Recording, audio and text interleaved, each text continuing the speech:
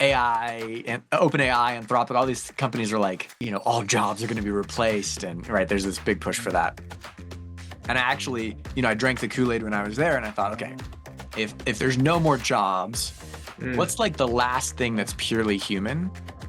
And in my estimation, it was storytelling. Like, I think people will still want to tell stories about the cool butterfly they saw today, and they want to hear stories about, someone's amazing experience, right? That is what it means to be human.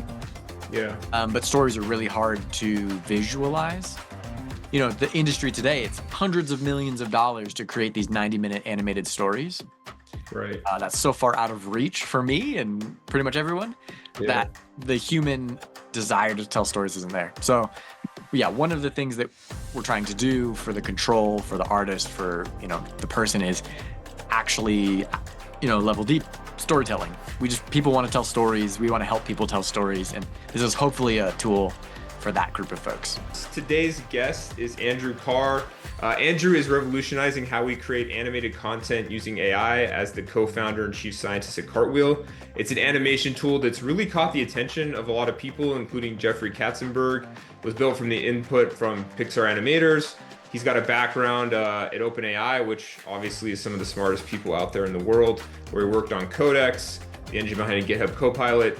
He's got a really unique perspective, and having talked to him in the past on how AI can empower creators rather than replace them, which is a really hot topic right now. And he's also the co-founder of Arcade, serves on the Applied AI Institute Advisory Board at the UVU, which is the University of Utah Valley University, and he believes AI tools should put artists in the driver's seat. And today we'll kind of explore that philosophy and how they're changing the world with AI. So thank you, Andrew, for being here on the show.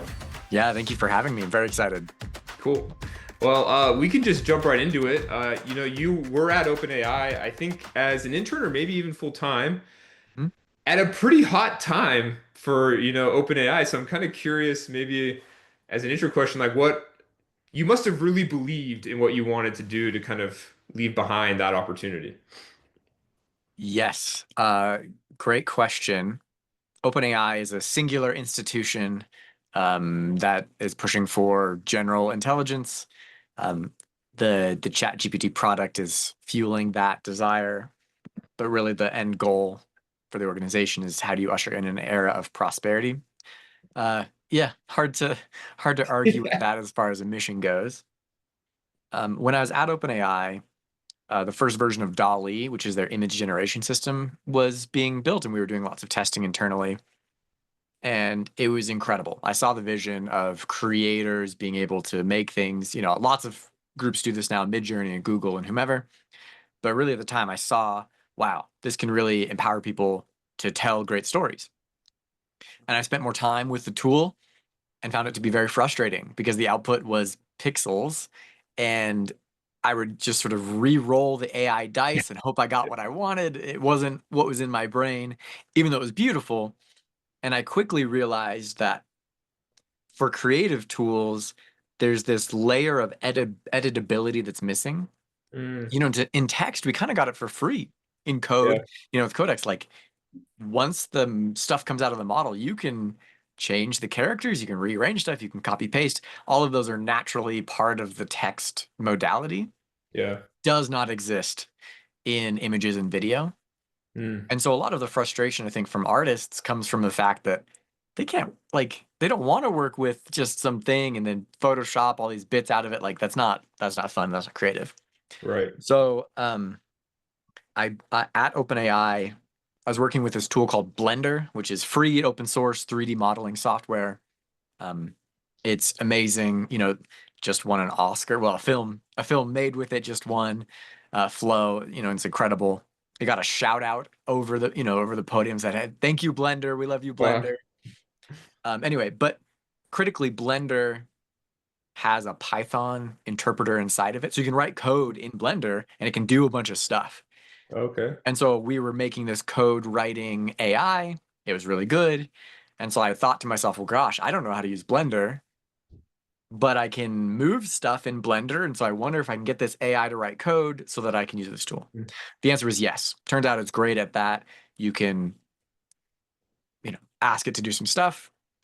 And then most critically, you can move the objects once it's done. Like you can change the objects, you can rotate them and animate them however you'd like. Hmm. And so for me, this was light bulbs. I said, oh my goodness, working in 3D is the control layer for most animated content, games, ads, movies, all this stuff, right?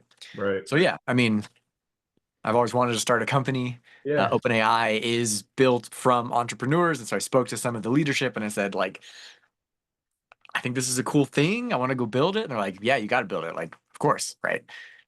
So, yeah, left that opportunity. I mean, I don't know. Who's to say whether in hindsight that was good or bad, but I'm certainly very happy working on what I'm working on. Yeah. No, that's awesome. It is kind of crazy. Like one of the things that I've thought of is there was this kind of low code, no code, WYSIWYG Yep, experience that's almost like anti-helpful now because you want there to be a code layer so that the AI can actually integrate with it. exactly right. And so that you have an off ramp when you don't want to use AI. Right. And the no code suite of tools has no off ramp. So it's Yeah. just, yeah, you're just kind of stuck. So I think we're fortunate that code writing AIs came along so that we could get the same productivity benefit with that off ramp. Yeah, that's crazy. I didn't know Blender had a Python Oh yeah. integration. I It's just sweet. They have their own library too, so you can like pip install Blender and you can run just headless Python and render a bunch of stuff. It really is an amazing foundational piece of software for a lot of the 3D industry. okay. I'll have to play around with it. I have a 3D printer and I'm not very good with 3D modeling, so maybe Yeah, AI well, can there help you me. go. There you go. Yep.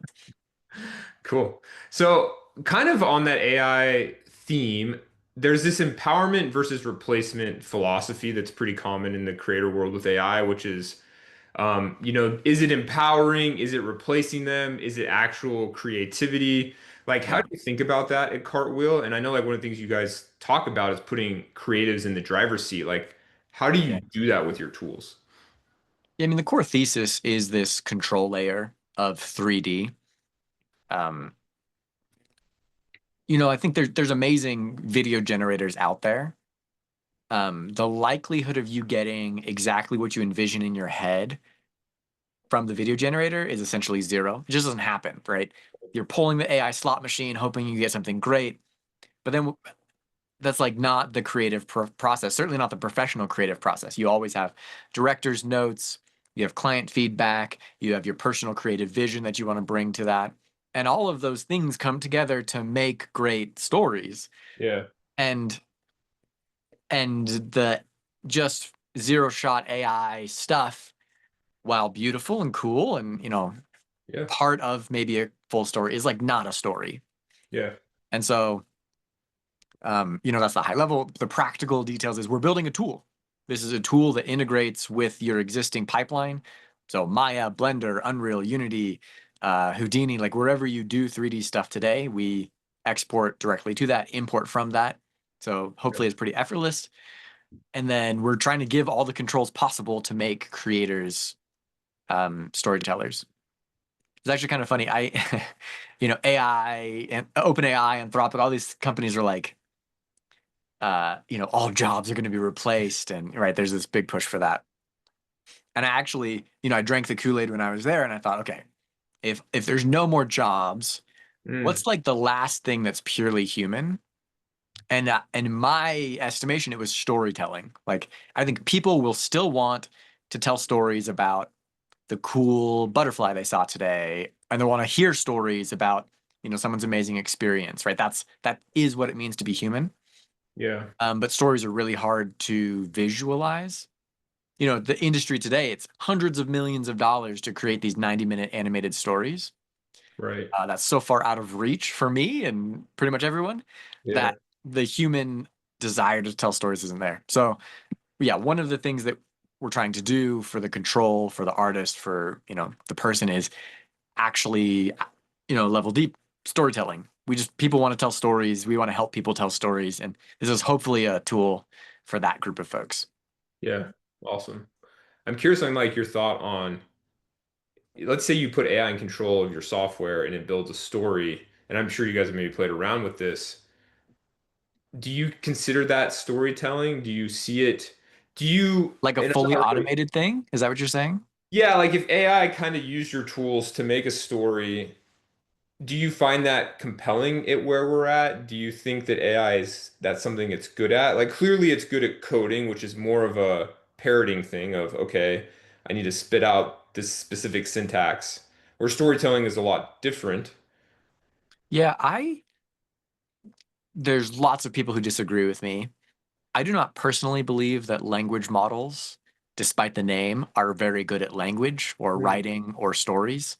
Yeah. A little bit ironic that that's like what they're supposed to do, but most of what gets written, like if you're talking about creative writing, fiction, storytelling, that sort of thing, is just like not very moving and compelling. There's lots of technical reasons why that's the case.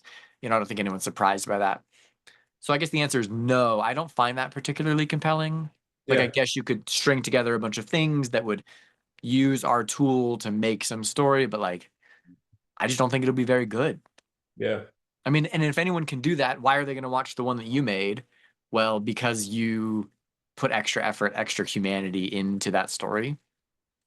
Yeah. Yeah, it's interesting that, and I agree with you. And the reason I ask is there's definitely a lot of people that are like, if I go pull the slot machine as the lottery or the roll the dice for AI enough, potentially I'll hit on something that goes viral or Well, there's some of that, right? Like there's this whole push now with the VO3 model from Google that can generate audio of these viral TikTok street interviews.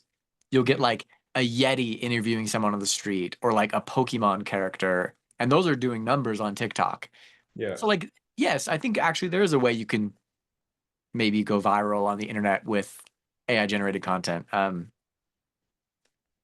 It's not the Yeah. point, I think, right? That's not, there's nothing core and connecting about that, even though it's, it can be very funny. Um, but yeah, I mean, I think I agree with you there. Yeah, obviously I'm, at TubeBuddy we are in the content space, and so I think a lot about content and in some ways algorithms are tuned to give us junk food is like the Yeah, analogy I think of. yeah, It's like everyone likes junk food.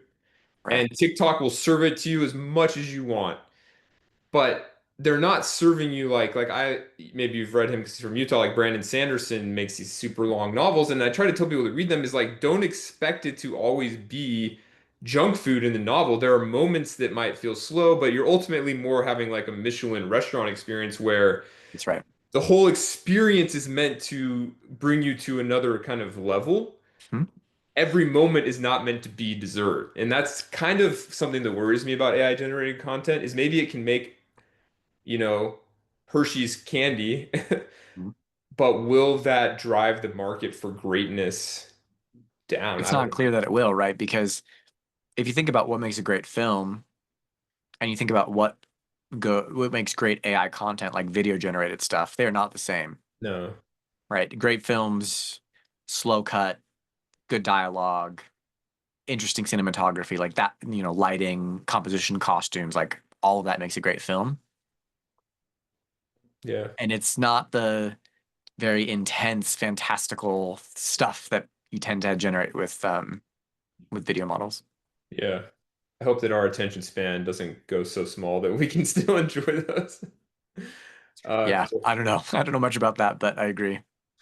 Um, on the technical side, I was reading that you mentioned generating an Oscar award-winning Pixar team approved Maya rig programmatically. Yes. For people that aren't technical, what does that mean and like why is that so exciting for you guys? Yeah. So when you animate something in 3D, there's two important pieces. The first is the mesh, is what it's called. Mm. This is what the character looks like. And that's what you think of when you think of 3D characters is the mesh. There's also the skeleton, sometimes Mm. also called the rig, that sits inside of the mesh and allows you to control it. So Okay. inside of your character, there are control bones that you can drag and move. Okay. These bones are connected according to a certain way, and each sort of end of the bone allows you to do something, Yeah. right? So some bones allow you to twist them, some bones allow you to pull them. Mm. But I think critically, because they're all connected, you have to make sure that the connected bits respond when you do some action. So, Yeah. I just did this with my arm. that's actually pretty hard to get rigged inside a character. You have to, because I'm dragging here. So you click here and you're aware of it's called the kinematic chain, but really you're Yeah. aware of all these connections and how they respond and how your body moves and pulls. Okay. So when I say Oscar award winning, approved, rig, automatic, what I'm saying is for any character you have, it can cost you tens of thousands of dollars to set up the rig, the Mm. skeleton for it. Um, and we have built a rig for human characters that we Yeah. can programmatically, mathematically put onto your character. That Hmm. that is the quality that you might see at um, you know big studios like Pixar. So we had three amazing, we've hired them to the team, three amazing Pixar folks who helped us. I mean, they did it, right? Design the rig, build the system, and then we had a brilliant our head of animation engineering. She was at Unity, she was at Sony, she worked on the Spider-Verse films, just like brilliant, brilliant, brilliant programmer. She built this algorithm that allows you to automatically and programmatically analyze the mesh, figure out where the pieces are, all the little bits are, Wow. rig it, put the controls, all of that just via math and code. And there's no AI in that pipeline. It's all just like really cool math. Yeah. But, you know, no one's tried to do that before, sort of automatically. And it's really necessary if you're going to edit the stuff afterwards. You need good control on your Right. 3D character to make edits. Wow. That's crazy. And like It's pretty what sweet. with like what you guys have built, what do you see the future like? Is that expensive for you to do for companies? Is it now kind of like what does it cost if it was 10,000 before? What do you think it's going to with some of these advancements you're making? For the rig specifically or what? Yeah, for the rig. Um, oh, I have not figured out how much it costs us to do because it's purely computational time. So it Hmm. takes about a minute.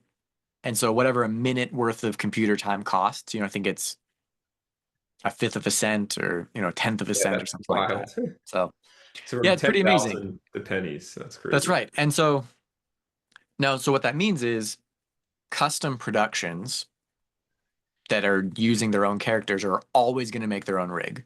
Like Sure. you don't want to use our rig, you want to use your rig. That's always going to happen, right? But now there's this whole group of people who never can afford a great rig, who can put it on their character sort of instantly to execute their vision. I think that's awesome. We've also built, sort of in addition to that, a way to transfer the animation from our rig to your rig. Like if you have a Hmm. really amazing Ferrari of a rig, which is much better than ours, we have some code that you can run that will, retarget and transfer directly into yours. Pretty easy, 2 clicks. So, Hmm. so you can always use. Everyone can always make their own rigs and use their own rigs. Yeah. Which is good because the art department will approve those. They'll go through anim tests and calisthenic tests to get Hmm. the green light for the animation team. And so Yeah. you don't want to mess with that. And so yeah, don't use ours, use yours if that's what you need. Okay. And how do you think that like empowers storytelling for like people that are in the animation space? Like if you have a much better rig for a lot less cost, what does that enable you as a storyteller to do? I think the most immediate thing is to use a bunch of different characters. Okay. So today, rigs are usually character specific. But when you animate, it's usually interactions between characters. You have everyone in the background, right? And so Hmm. today, you can generate a bunch of cool characters on our website, animate them, download them with the rig, and now you have all of this cast to play with that you could not have done because you would have had to rig each one individually, and each one of those costs $10,000 to do. And so you have eight Right. characters. Like it's just the economics of it are pretty crazy, which is why these movies cost $200 million to make. Yeah, I think that's something maybe people that don't realize that are on the compute, not on the compute side, but how long does it take to render a Pixar movie when it's ready? Yeah, it's it's pretty obscene. Um, I don't know the exact numbers, but it's something like, many hours per frame of animation, right? It's just, yeah, it's a lot to render. Yeah, so it's pretty crazy. You think you see sometimes things that are animated, and I think it can be easy to be like, oh, that's like cool, but it's a crazy amount of compute and calculations and when they say go, it's not cheap to go re-render the whole thing if you need to do That's that. right. That's right. So that's pretty cool. Yeah. Um, some of the things you said is you're focused on 10x productivity gains. Mhm. What do you think are the biggest time wasters right now for animation workflow that you think your company or AI or technology in general is going to kind of 10 years from now change? Yeah, I don't know if waste is the right word, but I hear where you're coming from. So, um, animators today. Oh, well, yeah, let me just start to say there's nothing wrong with how animation is done today. I think that's important to note. Like Yeah. animation is not broken. We don't need to revolutionize. I don't know. Like I think people get too caught up in that cycle. Animation's fine. It's just slow and it's actually pretty painful. Yeah. So your question is, why is it so painful and what can we do to change that? Right. The pain comes because you need to, well, there's lots of reasons, but one is, let's say you're animating someone walking. Yep. You need to get 80% finished before they start to come to life. There's this moment in animation where you see it come to life and you say, oh, okay, great. Whew. I'm actually doing this right. If you could start at 80% and then Mm, finish the 20 and spend 100% of your time finessing, that's like way better, I think. That's the fun yeah. part. That's where the joy comes in. That's where the performance comes in. But like the first bit, you just like everyone has to do. It's pretty Right. brutal. So that's like one reason. I think the second, maybe more important reason is when you get a director's note. So this is very Mm, common, right? You'll have animated a full scene. It's multiple layers of approval, and then for whatever reason, usually good reasons, the director says, "Oh no, we need to change that. We need to do this, and the character needs to be there, and blah blah blah." And it's 1 month until you're supposed to launch this thing, yeah. and so animation has this unfortunate culture of needing to grind, Mm, 20 hours a day, and it's just like brutal. right. And usually it's because of this editing stuff that's already been done, because you usually throw away most of what's been done. Like Mm, you can't just go in and make some small changes. You usually just have to reanimate the whole thing. yeah. And that attributes a lot to the cost and pain. Like it's painful for animators to go back and reanimate everything. Right. So we're building this suite of tools that makes it much easier to edit existing motion, to get you 80% of the way there so you can quickly, change. Maybe you actually just use Cartwheel for pre-visualization. And so the director's notes come really early before you go animate. Right. Like you could throw away all the Cartwheel animation, but as long as you've been approved on what you're making, like you'll get fewer notes down the road. Right. Um, so I would love if we could help animators with director's notes specifically. Like it's super niche and it's like no one has ever really heard of it. But that would be great. That's just like pain that I think is unnecessary. Yeah. Okay. Cool. That sounds a little bit like coding too, where Sometimes, yep. You got to re-architect the whole thing and you got to, change where the data comes from. And yeah, exactly right. yeah. Cool. So you have a pretty big, backer in Jeffrey Katzenberg. What does that kind of mean for you guys, or like, how did that even happen? Yeah, it's a good question. So for those who don't know, he was former CEO of DreamWorks, which is one of the premier animation companies. They've made some amazing films. Puss in Boots may be my favorite. Shrek is Yeah. great, like that kind of thing. What does it mean for us? I think there's sort of a meta question here of what are investors good for? And why, how do you choose your investors? We have some amazing investors across the board. They're kind, helpful, thoughtful, and so on. The best thing an investor can do is get out of your way and let you build. Mm, And so, without being too cynical, I say it's mostly a legitimization of what we're trying to do from someone who's a giant in the industry. But other than that, like, maybe it opens a few doors. Maybe people are more willing to talk to us. But we already know what we need to build. And critically, we're talking to the animators themselves. yeah. And like that's what matters, right? But I mean, that's no shade on anyone, just they're the ones going to be using the tools, and so we build for them. But yeah, I mean, it's nice. It feels good. It's a good legitimization to raise from people that you respect.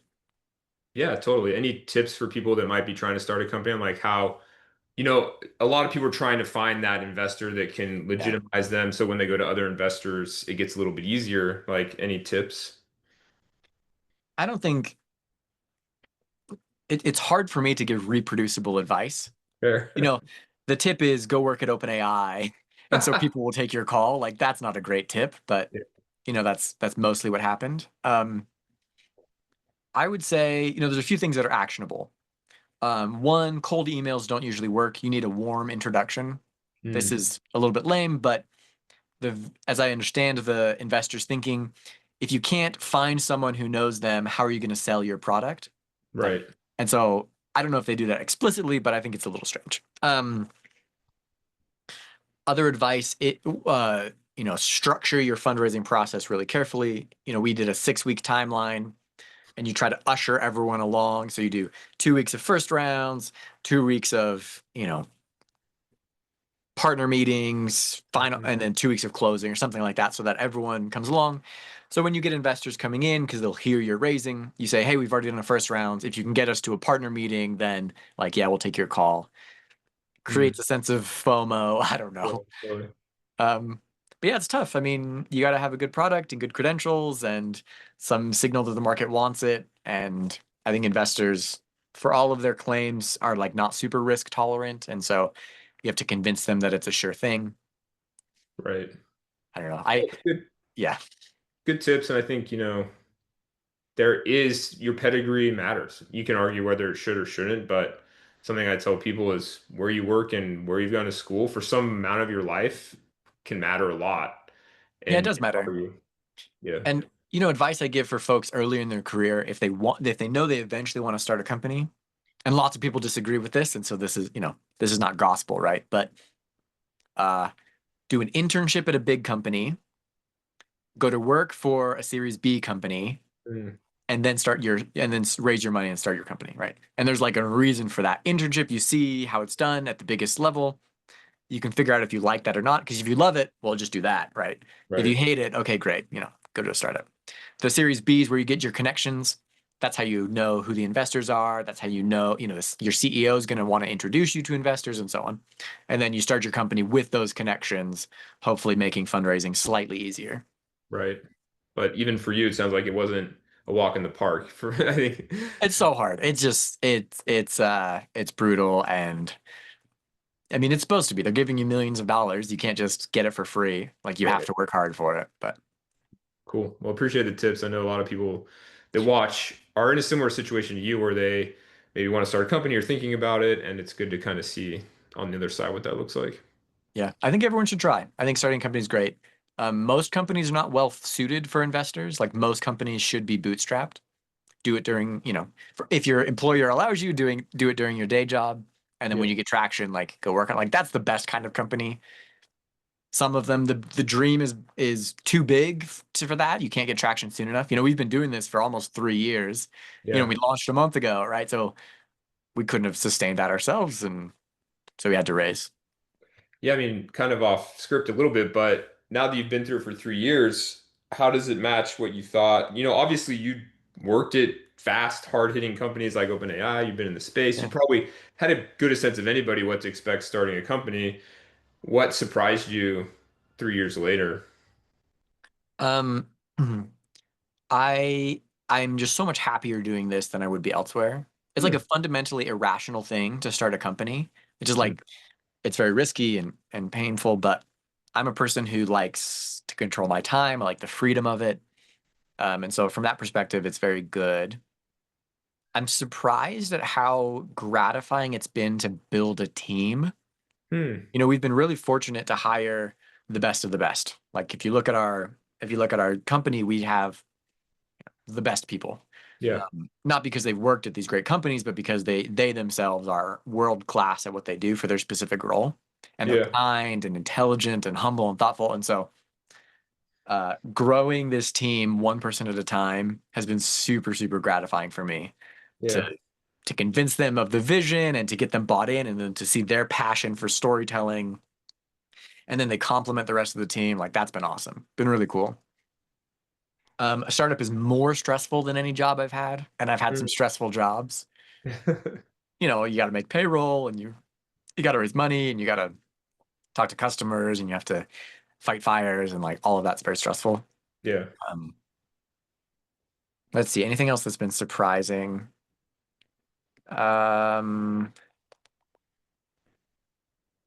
I'm surprised. I'm surprised that more people don't host their own hardware. Oh, interesting. Okay. Yeah, I thought like Hmm. it is very expensive up front, Yeah. but in the long run, it's like far cheaper than the Hmm. cloud. You know, there's some caveats there, but for the most part, it's like very good. And I'm just like surprised that more people don't at least try to some Yeah. degree. Like, you know, because you can get reasonable compute for not that much and stick it on your floor. Right. I think if I remember, you might. Do you have like a Lambda Labs rig in your house? We have 8 of them in my house. In your Yes. house. Yeah, so we have 48 GPUs. Yeah, we're in the top of all companies in Utah as far as petaflops go, which is pretty great. It's actually my shed now. So it was in the basement, now it's in the shed. So I assume you had to run some type of special electricity to your house? Yep. So I had to get the city involved and permits and impact fees and even then it's cheaper than like renting for the amount of training that we're doing. Renting an Right. equivalent rig for 6 months, 8 months is like, yeah, I think we've saved like 2.5x the cost that we've put in as far as like what we would have rented on the cloud. So it's been good for us. Although you need space and you need power and you need motivation to wire everything. Like that's not fun, but you know, Yeah. it's useful. Yeah, and I think it does change. When I was more on running data science teams, the incentive now becomes to use it as much as possible, as opposed to like, is it worth the cost to run that Well, exactly experiment? right. Like I want my scientists to understand the problem. I don't want my scientists to worry about the cost of their experiment. Right. But that's what happens. You say like, oh man, I got to rent 16 GPUs and I'm going to run this thing. I turn it off as soon as it's done. Blah blah blah. Like, no, no, no. I want you to run garbage experiment. I want you to just throw all of this stuff and figure it out because that's how you gain understanding of the problem. So Yeah. yeah, it's good. It's good from that incentive structure. Cool. And one thing you mentioned on too is hiring great people, which a bit of a leadership audience. Any tips to like really hire the best, which is not easy. You have to be the best to hire the best, I think. Right. And so convincing someone that you can do that you're competent, convincing them uh, that you're good at whatever role you fill. I think that matters. Um, we have hired one role at a time. Yeah. So we've worked until we are far beyond our own capacity. We've identified the hole in our company of, you know, competency or hands on keyboard, whatever it is. And then we very specifically go find people who do that. And then Yeah. we tell them, like, hey, you're the best at what you do. We need you to come do this thing for us. We're the best for whatever reasons we list. Will you do that? Right. And so it's very much a hunt versus fish, right? We're one person at a time. And that's been really good for us. But we lose candidates to big tech all the time. Like that's not uncommon because we're not paying $1 million a year, right? Yeah. If the equity works out, we will be. But yeah, you can't find folks who are chasing the cash short term. So there's some there's some psychology to that too. But yeah, that's mostly what we've done, and it's been pretty successful. No, I love that. You really got to be the best to attract the best. Yeah, I mean they have to believe that you're going to win, right? That's you attract people who win by believing you're going to win. Like that's very very I think that's very uncontroversial. And so we at Cartwheel are going to win at our mission of enabling storytellers. And so if you want to win, come join Cartwheel if you're interested in that sort of mission. Yeah. Awesome. Love that. Coming back to storytelling, you guys offer your product. I think the most expensive tier that I see is like $100 a month. Yep. So pretty accessible, relative to what I've seen for animation type tools. You might have. Yeah.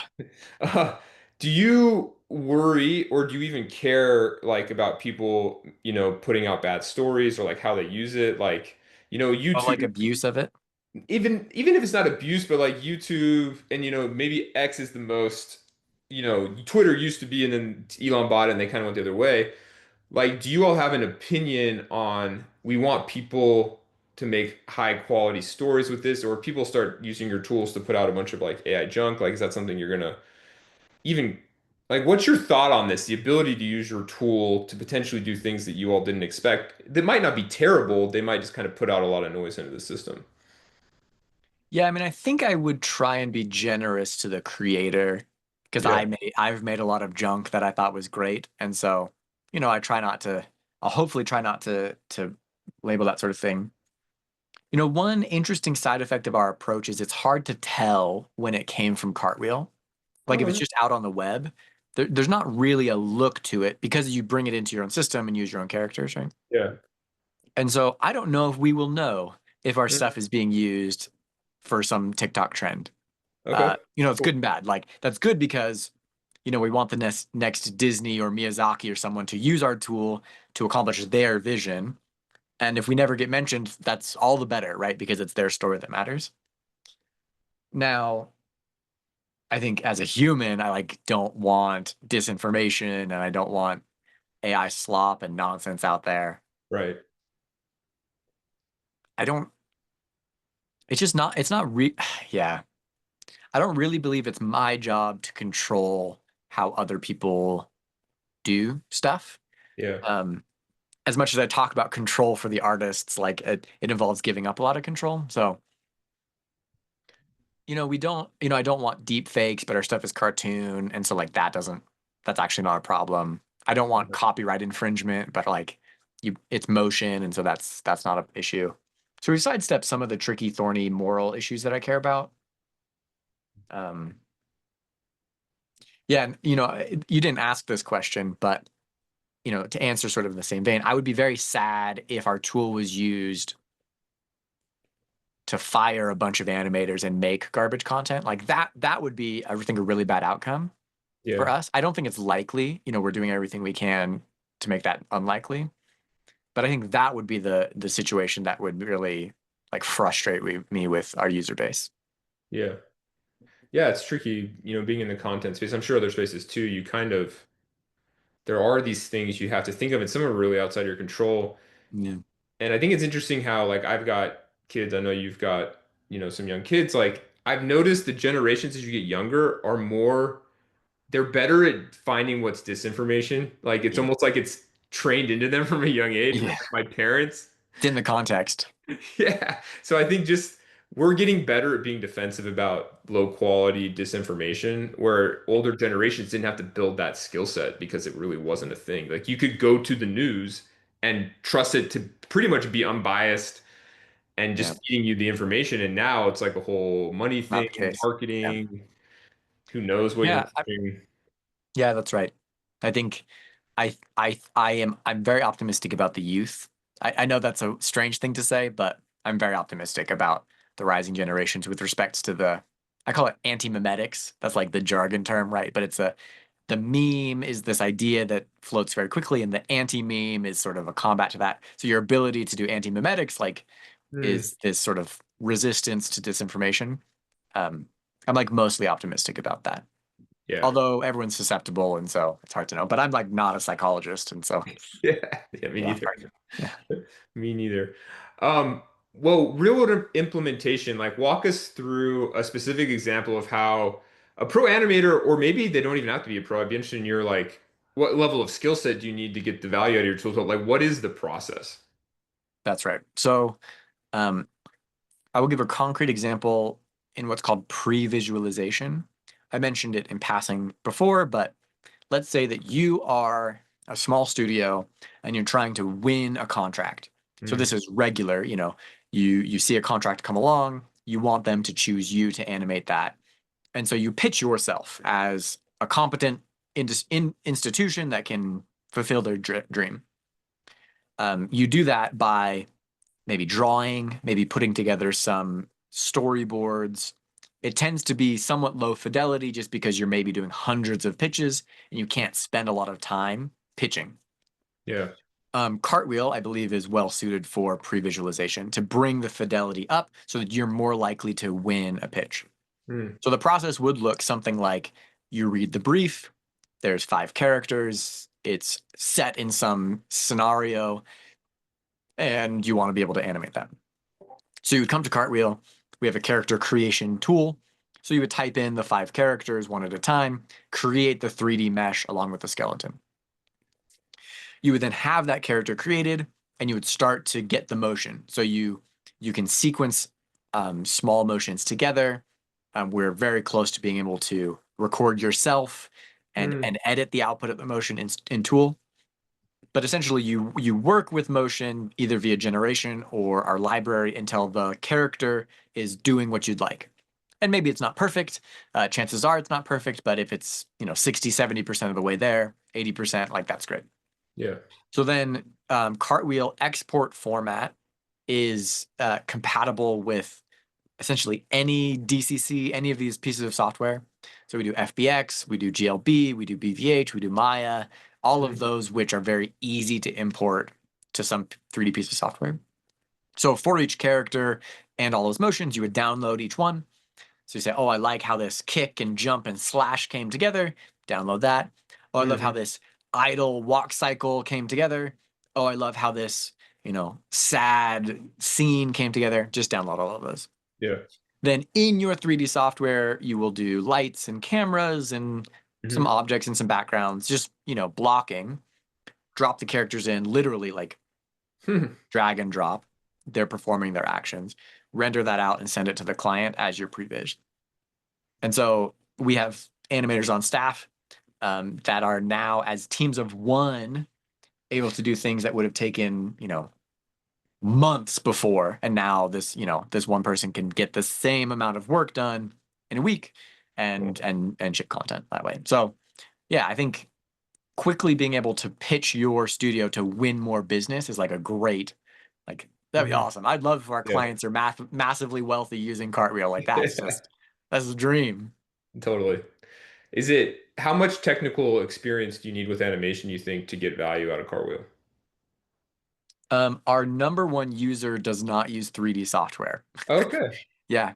They just purely export the videos and then they'll like swap the background out and they'll add music and so you can get value with zero. I think to really elevate it, you have to like be able to manipulate it. But hopefully in the next like 3 months, we have a suite of features that make it easier for you and me who are not 3D animators Yeah. to work with this stuff. Okay. That's But awesome. anyone can try it and anyone should. And if it's not easy, let me know why. Yeah. Okay. Yeah, that's great. Where, like, how should they reach out? Do you guys have like a contact on your website We or? have a Discord, pretty active Discord, so you can join our Discord, or yeah, email us, or you can tweet at me. Like I don't know, whatever's easy. Message me on LinkedIn. Like Okay. I'm open to it. Awesome. Good to know. What do you think animators, like, what are the skills you think animators should focus on? You mentioned storytelling in the past. Like, anything else do you think is just not Oh, going away? I think I hate to be prescriptive, so it's hard for me to say, but I think we're moving into a world of the 3D generalist. Hmm. So it's an animator who also knows a little bit about cameras and lights and knows a little bit about composition and that sort of thing. Really, like the storytelling animator is the world I think we're going to move towards. Although one skill that animators sometimes don't have that I think they should get is I call it animation surgery, Hmm. but it's essentially the process of taking what you like from a cartwheel motion and throwing away the rest. So you say, Yeah. oh yeah, this arm is great. Boom, boom, boom. Let me use that arm motion. Oh, these legs are great. Let me use that leg motion. Right. That's not a common workflow for many animators. Some do. Some are amazing at it. But like, I think motion surgery is something that I would invest a little time in getting good at.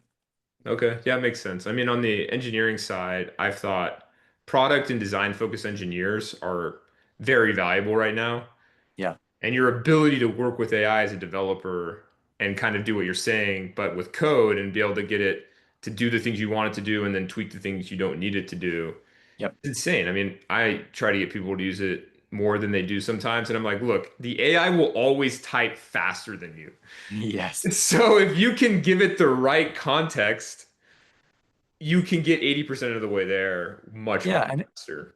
yeah, there's a lot of value there. And like, you know, I don't know how much of our audience is our programmers, but like there's all sorts of repetitive things that you write in code that I just like don't want to write. Like Yeah. iterating over a bunch of files in a folder to do some transformation. Like I don't want to write that for the thousandth time. So I'm gonna have AI write that. And like it doesn't diminish the task that I'm working on.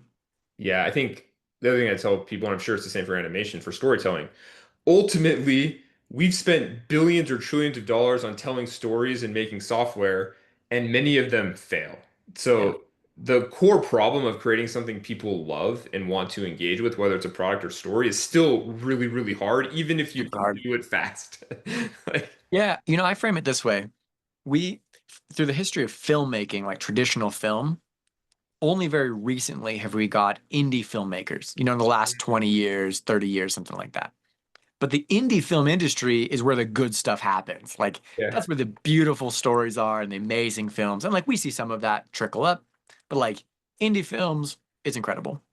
There's no equivalent in animation. There's no indie mm, animation studios really. Like, okay, too I say expensive. no, there are some, they're Yeah, amazing, but like, for the most part, there's not many indie animated films being made. I yeah, would love that for that to change. I would love for a small team of 5 folks to make a 90-minute beautiful animated film and like have that appreciated by society, have it accepted by the culture. Because like animators are trendsetters. If you look yeah, at where culture has gone, it's been led by the animators. It started with 2D, 3D, video games. Video games is where most of the stories happen, and like animators are driving that. And so it only makes sense, I think, for indie animation to have a moment. And so, yeah, it's scary. There's reasons why people may not like that, and I don't think everyone should do it, but it should be possible. Like it should be a feasible thing, and that's the goal. Like small yeah. teams telling great stories. That's awesome. Do you run into like Hollywood? I've got some background in working with Hollywood companies, and they actually had a strike around AI a year or Yeah. two Yeah, ago. the writer's strike. Yep. Yeah. Like, do you see any pushback from like animation groups that like it does seem different to me in a lot of ways, It's but pretty I'm different. curious. Um, without revealing too much of my true preference, Yeah, I'm like not the biggest fan of constrained distribution via a few groups. sure. And so like maybe it happens, I don't know. But I would love for more people to be able to tell more stories. And whether that goes through the traditional Hollywood model or not, like matters less to me because YouTube is right there. And like Yeah. for better or for worse, you can just put it on YouTube and people can enjoy it that way. But I guess directly, no, we haven't got much pushback from folks in Hollywood. I think in general, the animators tend to be excited, Yeah. nervous, but excited, and we're trying to work with them to accomplish the vision. Cool. That's awesome. Well, I know we're kind of coming up on time, but I like to do kind of five lightning round questions at the end. Okay, They're a let's little do it. faster, so don't need to overthink them. But what was the first computer animation you ever created? I used to animate in PowerPoint. Oh, So wow. every slide was an animation, and I would mash the next arrow to get it to do. So I used to make those stick fights, Oh, from like yeah. early internet, and I would do that in PowerPoint. Okay, cool. I used to do like Adobe Flash animation. I think that's Yeah, like the I most. wasn't even that sophisticated. It was literally like squares and blocks in PowerPoint, and I would make, I mean, thousands and thousands of frames. That's cool.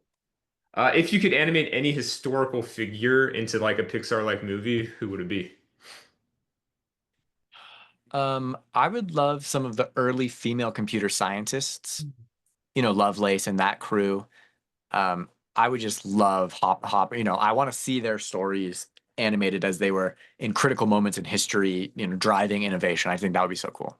Yeah, great answer.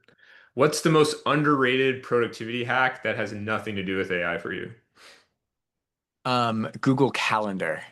I'm a religious Google Calendar guy, and I have it synced to my watch. And so whenever I have something to do, I'll put it at a later time as a 15-minute meeting.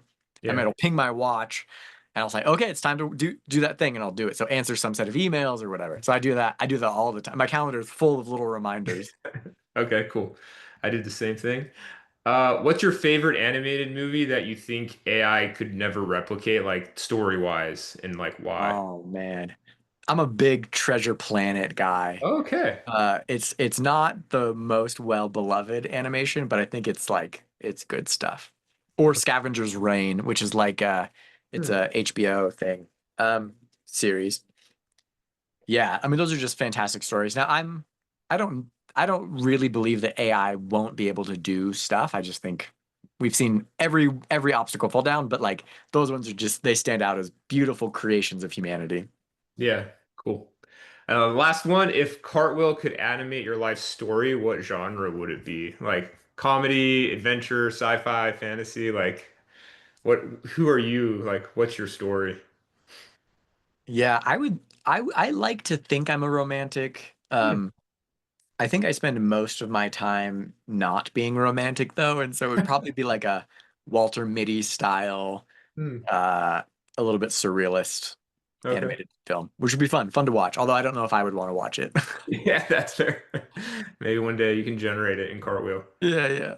Well, I mean, any last words, ways you want people to reach out? I mentioned a little bit, but like any kind of parting things for the audience? I mean, we've said it a bunch, but like we're building this tool. We want to make sure we build the right tool. Like we have a vision, we have a hope, but unless people use it, it doesn't matter. And so if you have strong feelings about what we've built or what we should build, like I want to hear that. Awesome. And I think you guys, if I don't mistake it, have a free tier at Oh yeah. least. Oh yeah, yeah, yeah. Yeah. You can sign up today for free. You can use every feature you want, except for the one we hyped up, the Auto Maya rig download. That's pros only, but Got to make money. yeah, I mean, I don't Money. know, right? Yeah, and for folks who give us like good feedback, if you do a user interview, we'll give you like a month of pro for free and give you a bunch of credits. And so we try to make it, good incentives to talk to us because we really do. We need to know what exactly we're supposed to build, or Totally. what you want us to build. Cool. Well, super exciting what you all are building. Very, not only cutting edge, but I think very human in like with an AI side, and really happy to have something like that have some roots in Utah. Yeah, it's great. Stuff going Yeah, on. cutting edge is always so brutal. I'm like, Yeah. what about Frontier? Like Star Trek, the Right. final frontier. Cool. Well, thanks again, Andrew. Really appreciate your time. Yep, of course. Definitely go check out Cartwheel. Thank you.